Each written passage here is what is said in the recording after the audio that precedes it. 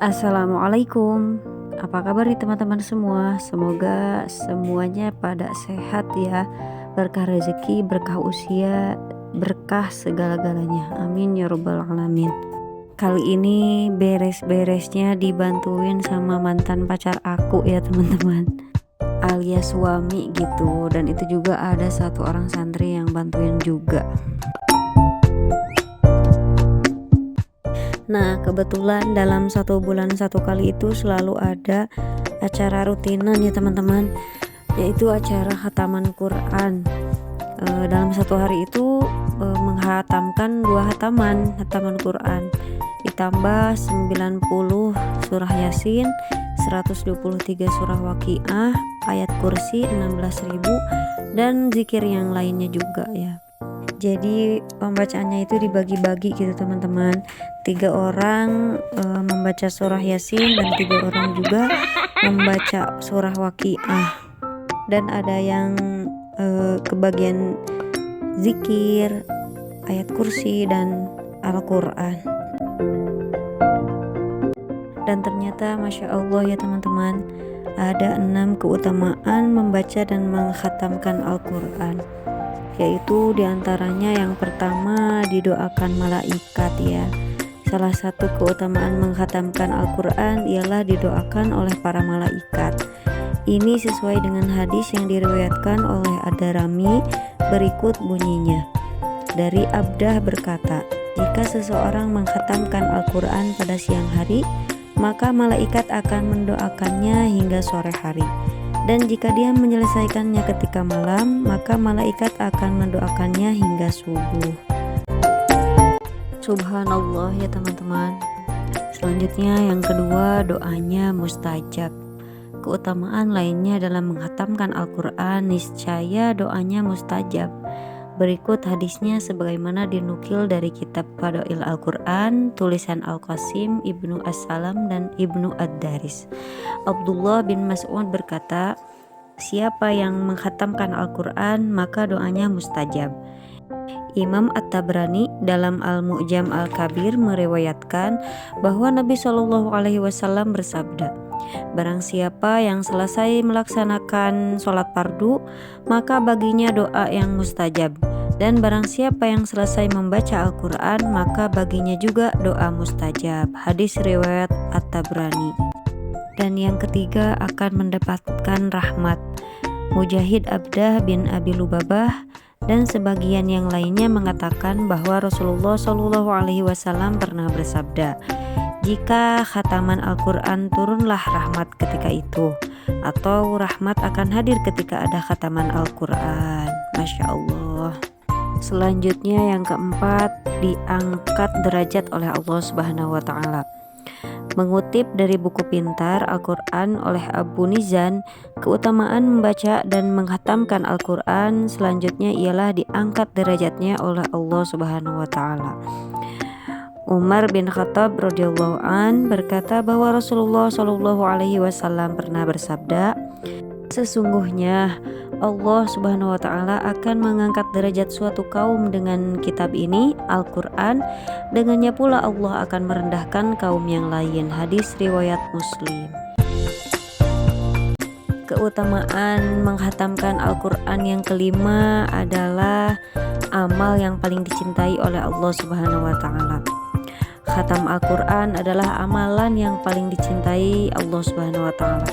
Ibnu Abbas radhiyallahu an berkata bahwa ada seseorang yang bertanya kepada Nabi Muhammad SAW, wahai Rasulullah, amalan apakah yang paling dicintai oleh Allah? Beliau menjawab, al-hal wal murtahal. Orang ini bertanya lagi, apa itu al-hal wal murtahal wahai Rasulullah? Beliau menjawab, yaitu yang membaca Al-Quran dari awal hingga akhir, setiap kali selesai ia mengulanginya lagi dari awal. Hadis riwayat Tirmizi. Dan yang keenam, keutamaan mengkhatamkan Al-Quran itu adalah sebagai syafaat pada hari kiamat. Dari Abu Umamah radhiyallahu an, Rasulullah SAW bersabda, Bacalah Al-Quran, sebab Al-Quran akan datang pada hari kiamat sebagai sesuatu yang dapat memberikan syafaat atau pertolongan kepada orang-orang yang mempunyainya. Hadis riwayat Muslim. Masya Allah ya teman-teman, itulah 6 keutamaan menghatamkan Al-Quran. Mudah-mudahan kita semua diberi kekuatan untuk mengamalkan dalam menghatamkan Al-Quran. Amin ya robbal alamin, karena Al-Quran itu pedoman hidup kita ya. Nah, kembali lagi ke pekerjaan aku ya teman-teman. Barusan aku udah beres ngiris-ngiris kubis dan lanjut ngiris-ngiris cabai merah, tapi ini ada santri-santri yang mau bantuin pada datang, alhamdulillah. Dan sekarang aku mau numis dulu kubisnya sama ditambah cabai merah. Ini buat isian gehu pedas ya teman-teman. Cabainya juga sampai 1/4 gitu ya teman-teman, karena kolnya juga lumayan banyak.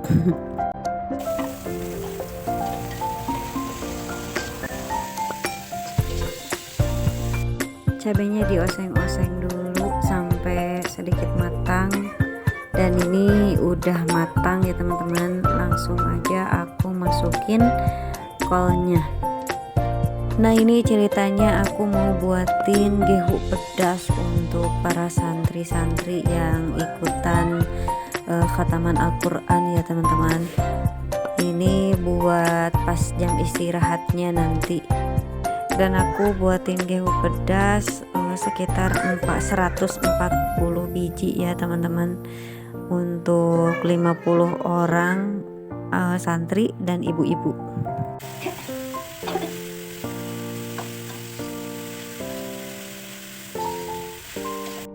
Dan aku lanjut masukin bumbunya ya. Aku hanya masukin 3 bungkus Royco dan micin secukupnya. Tadinya aku mau masukin garam teman-teman, tapi garamnya kebetulan habis di rumah ya. Dan aku nyuruh untuk santri beli ke warung, tapi pas aku cobain kolnya udah enak teman-teman, udah pas gurih, pedas gitu. Jadi gak apa-apa lah ya, gak pakai garam juga.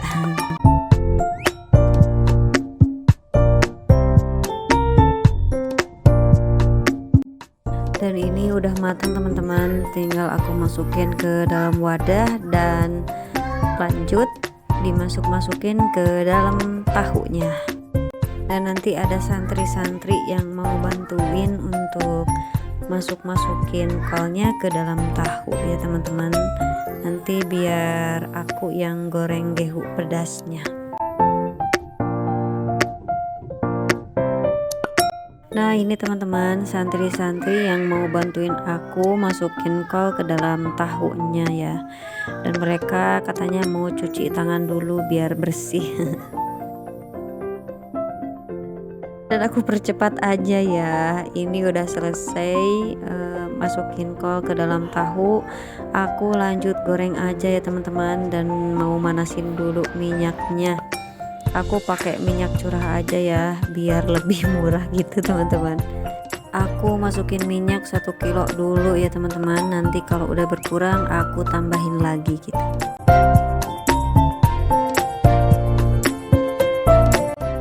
Dan ini sebenarnya udah ke 2 kali penggorengan ya teman-teman.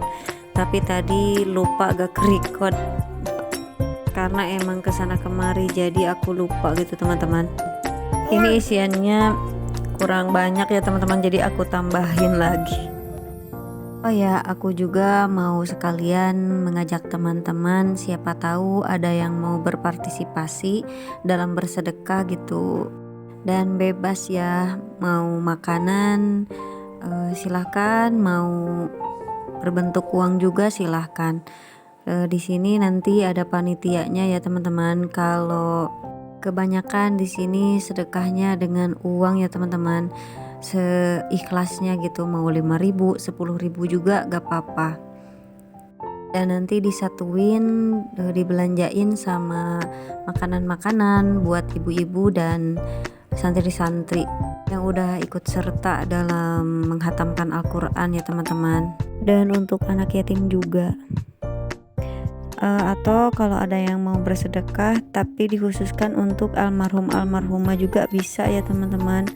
Contohnya kalau ada keluarga kita dan atau orang tua kita yang sudah meninggal, nah kita bersedekahnya dikhususkan untuk almarhum-almarhumah gitu. Jadi insya Allah nanti pahalanya akan mengalir ke almarhum-almarhumah yang sudah meninggal di sana. Bersedekah untuk diri sendiri juga boleh ya teman-teman, boleh banget. Karena bersedekah itu tidak akan membuat kita miskin ya. Justru uang yang disedekahkan itu seperti kita menabung ya teman-teman. Jadi itulah nanti yang akan kita ambil. Kalau di dunia mungkin insya Allah hidup kita jadi lebih berkah kalau uang kita disedekahkan separoh ya. Dan nanti juga di akhirat dapat pahala juga insya Allah kalau kita memberinya dengan hati yang ikhlas ya teman-teman.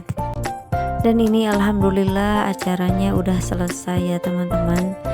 Tinggal panitia membagikan snack-snack kepada ibu-ibu dan anak-anak santri yang ikut serta dalam mengkhatamkan Al-Quran. Mungkin sampai di sini dulu aja ya video kali ini. Mudah-mudahan masih ada manfaat yang bisa diambil. Sampai jumpa di video selanjutnya. Wassalamualaikum warahmatullahi wabarakatuh.